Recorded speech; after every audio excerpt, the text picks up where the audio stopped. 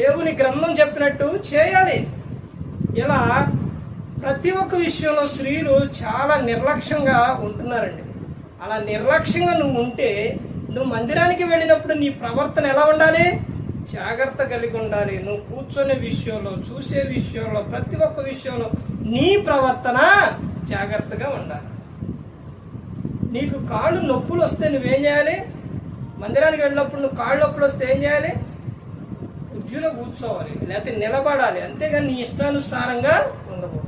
తర్వాత ఇంకా ఏమని చెప్తున్నారనంటే, ఇంకా ఆయన ప్రతి ఒక్కటి కూడా స్త్రీలు ఈ రోజున ఆమెన్ అనడానికి కూడా పెద్దలంగా చెప్పట్లా.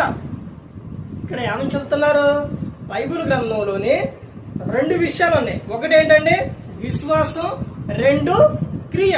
క్రియలు లేని విశ్వాసం ఏంటిదండి? వ్యర్థం. వ్యర్థం అంటే ఇప్పుడు నువ్వు ఆమెన్ అని నువ్వు పైకి వినపడుతుందా?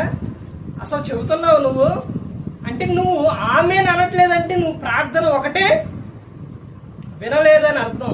అసలు ఆ ప్రార్థనలో ఏకీపించలేదని అర్థం. నీ ఆలోచన ఎటో పోయిందని అర్థం.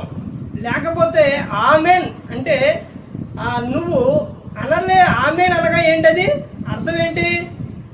జరుగును గాక.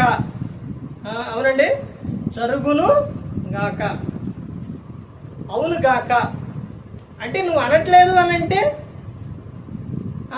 నీకు ఇష్టం లేదు. ఎంత నిర్లక్ష్యంగా ఉండాలనంటే ఈ రోజున క్రైస్తవ స్త్రీలు సేవకుడు గాని ఒక విశ్వాసికి గాని వందనాలు చెప్పే విధానం కూడా ఉండదు. తర్వాత ప్రార్థన అయిపోయిన తర్వాత ఆమెను చెప్పే విధానం కూడా లేదు. తర్వాత వందనాలు చెప్పే విధానం కూడా లేదు.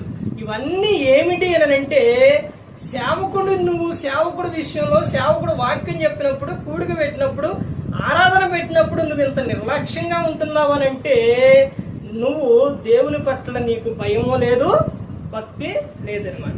నువ్వు దేవునికి భయపడే వ్యక్తివైతే, పురుషుడైనా స్త్రీ అయినా దేవునికి భయపడితే సేవకుడు నువ్వేం చేస్తావు? గౌరవిస్తావు. సేవకుడు మాట వింటావు. అంటే సేవకుడు మాట వినట్లేదు అని అంటే, సేవకుడు నువ్వు గౌరవించట్లేదు అని అంటే నువ్వు దేవుని పట్ల నీకు భయమో లేదు, భక్తి లేదనమాట. 2 నీకు దేవుని పట్ల లేవు కాబట్టే నువ్వు సేవకుడు వాక్యం చెప్పినా గాని నువ్వు వినట్లేదు అని అంటే అసలు నీకు దేవుని పట్ల నీకు భయం ఉందా, భక్తి ఉందా? ఒకసారి ఆలోచించండి. ఏదో పేరుకు మాత్రమే క్రైస్తవులుగా ఈ రోజున జీవిస్తున్నారు కానండి వాక్యానుసారంగా జీవించే వారిగా లేరు. గమనించుకొని ప్రతి ఒక్కరూ కూడా దేవుని యందు భయభక్తులు కలిగి పరిశుద్ధాత్మ మాట ఇంటూ హృదయ శుద్ధిని కాపాడుకుంటూ క్రీస్తుని పోలి నడుచుకున్నప్పుడు ఈ లోకం విడిచినప్పుడు పరలోకానికి చేరుకుంటారు. మరి ఈ విధంగా నేను పెట్టి మాట్లాడించిన తండ్రి దేవునికి కృతజ్ఞతాస్తుతులు చెల్లిస్తూ ఇంతవరకు శ్రద్ధగా ఉన్న మీకు ప్రభు పేట హృదయపూర్వక చెల్లిస్తూ మాట ముగిస్తున్న అందరికీ వందనాలు.